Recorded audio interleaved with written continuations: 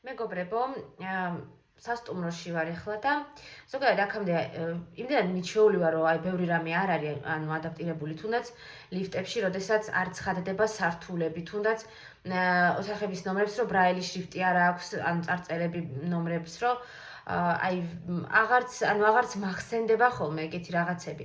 მაგრამ ვფიქრობ, რომ საჭირო არის და თუნდაც ეს წვრილმანები, რომ გავამახვილოთ ამაზე ყურადღება.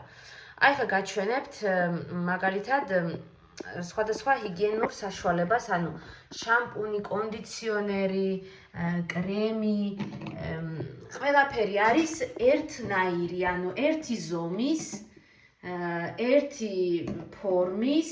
ეხლა სახლში როცა ხარ ადამიანი, ანუ ყველა სხვადასხვანაირია რა, შამპუნი, ბალზამი, რაღაცა, ყველა სხვადასხვანაირია და ხელითაც შეგიძლია რომ გაარჩიო, ხო, მიეჩვევი, მაგრამ აქ ესე არ არის. და აქ, რა თქმა უნდა, ერთი გამოსავალია, რომ ხელის, ანუ კონსისტენციით მიხვდე, რომელია ბალზამი და რომელია, თქვათ, რაღაც შამპუნი ან საპონი და მეორეა, რომ შეგიძლია სხვა პროექტის, თქვათ, სხვა შეხვედრის სხვა მონაწილეებს ან სასტუმროს თანამშრომლებს თხოვო. ზოგადად მე ადრე ძირითადად, თქვათ, პროექტის მონაწილეებს ვეყრდნობოდი ხოლმე, მაგრამ ეხლა თანდათან მივხვდი, რომ ძალიან კარგი არის, რომ პერსონალიც უნდა პერსონალსაც უნდა ვთხოვოთ ხოლმე რაღაცები, მაგალითად საჭმლის არჩევა, სადილზე, ვახშამზე, რომ აგარჩევინონ, მიყვნენ.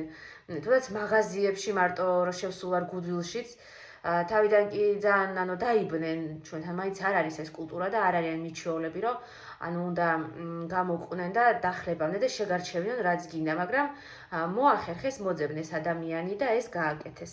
ხო, აი კიდევ ერთხელ გაჩვენებთ, უბრალოდ რაზე მაქვს ამ შემთხვევაში ლაპარაკი და ესეთი რაღაცები ზოგან არ იყოს შემთხვევა, რომ მაგალითად თხევად საპონს ეწერა კიდეც ბრაილით soap.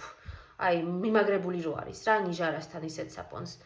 მაგრამ იმდენად იშვიათია ესეთ შემთხვევები, რომ უფრო გამონაკლისია ვიდრე წესი.